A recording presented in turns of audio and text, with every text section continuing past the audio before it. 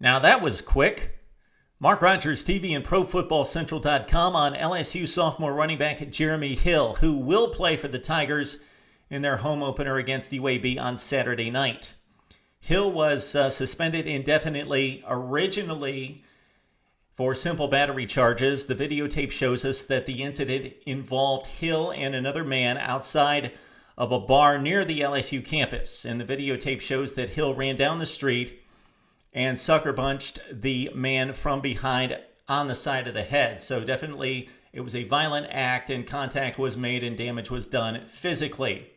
Let's compare that situation to the one involving another star running back, Carlos Hyde at Ohio State. That also involved a bar situation, as they often do. Carlos Hyde entered the bar and he approached a woman on the dance floor. Okay, there was a verbal exchange and it became somewhat violent or intense verbally. Hyde raised his arm in anger and made a motion toward the woman. Then the videotape is certainly inconclusive. It doesn't show what happened there, but that Hyde approached her in a violent manner. Ohio State head coach Urban Meyer has said since he took the job at Ohio State that violence toward women would not be tolerated, that there would be a no tolerance policy involving violence toward women. So the situation here, one involves a woman, one a man. I think that makes a huge difference. But at the same time, the videotape inconclusive and the charges dropped in the Carlos Hyde situation. And for Jeremy Hill, he definitely struck the man, definitely made a violent move, struck the man, and the simple charges are still, the battery charges, still in play in this situation. So Hill has missed one game, and he will play. Not start, but he will play coming up Saturday night against LSU. In Les Miles' weekly news conference, he told the media that Hill would only play at the time that he was ready. He made some comments about the team being ready, about the situation being right, about Hill being ready, which I would think Jeremy Hill was ready from week one. But he said, quote, "We'll put him on the field when he's ready." Then, Les Miles, 4 days later, speaking to the Tiger Gridiron Club, a closed section of LSU supporters, about 300, who hear from Les Miles the Friday before every home game, he said, Jeremy Hill's going to play on Saturday. He's not going to start, but he's going to play. I think that suspension is ridiculous. I think he needs to sit out for 3 or 4 games. That is certainly and obviously my opinion. Let's turn our attention to the LSU running game, which was very productive in an opening win against a very tough and very speedy and fast and talented TCU defense. 448 total yards of offense, and the running game was productive without Hill.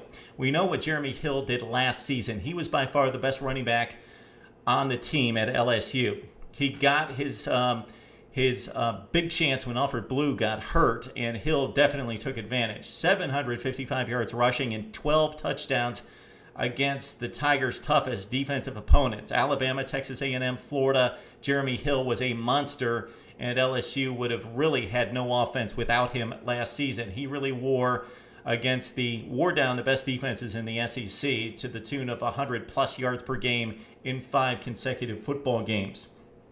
Okay. Saturday night against TCU in Dallas at Cowboys Stadium, Terrence McGee, a guy who got 1 carry last season, ran it 13 times for 95 yards and 2 scores. He is so excited to be in the mix and to be getting this opportunity, and Terrence McGee took full advantage of it.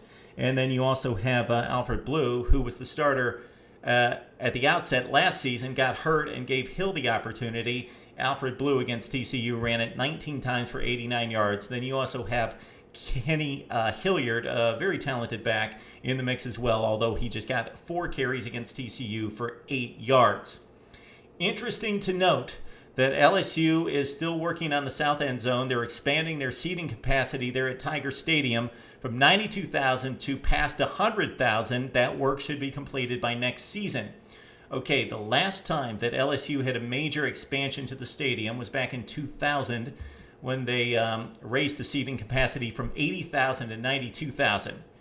And they took on UAB the 3rd game of the season, and they lost. One of the big upsets in LSU history, losing to the Blazers 13-10. The coach for LSU in that game, Nick Saban. Now we need to hear from you on Jeremy Hill's discipline. Is Les Miles too easy on his players? And the LSU running back situation. And the Tigers, mostly forgotten in the preseason in terms of who's going to win the SEC. The prognosticators kind of left them behind. Are they a major factor in the SEC? Is the offense really that much improved under offensive coordinator Cam Cameron? Would love to hear from you right here on Mark Rogers TV and ProFootballCentral.com.